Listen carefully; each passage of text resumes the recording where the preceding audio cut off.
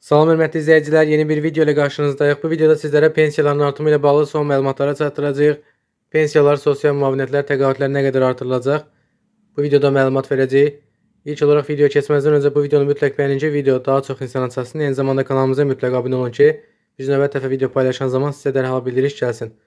Bəli, hörmətli izləyicilər, artıq mart ayının demək olar ki, sonuna çatmışıq və Milli Məclisdən pensiyaların, təqaüdlərin artırılması ilə bağlı prezidentə təkliflər olunacaq və bu təkliflər növbəti həftə prezidentə təqdim olunacaq.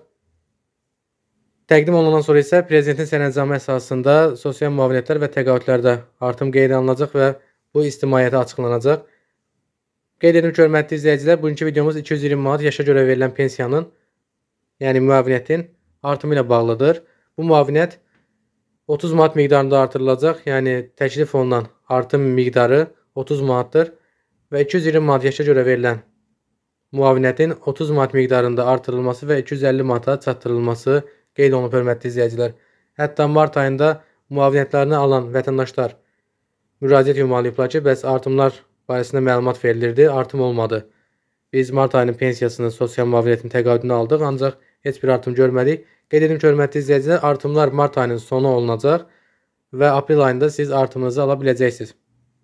Aprel ayında təqaüdləri, sosial müavinətləri, pensiyalar alan zaman artımları da ala biləcəksiniz. Qeyd edim ki, artımlar isə mart və aprel ayları üçün hesablanacaq.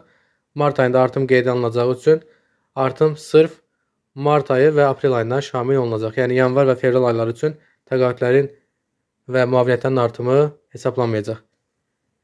Hörmətli izləyicilər, qeyd etdiyimiz kimi 220 manat yaşa görə verilən müavinətin artımı 30 manat miqdarında qeyd olunub və 30 manat artırılaraq 250 manata çatdırılacaq. İndiyə qədər 220 manat müavinət verilirdi vətəndaşlarımıza, hansı ki, həmin vətəndaşlarımız hər hansı sığorta ödənişi etməmişdilər və yaşa görə pensiya yaşına çatdıqda müavinət alırdılar. Həmin vətəndaşlarımızın müavinəti 30 manat miqdarında artırılacaq və 250 manata çatdırılacaq.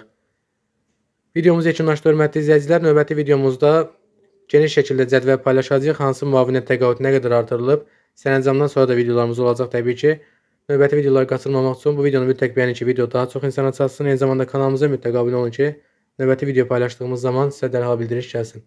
Növbəti videoda görüşmək ümidi ilə.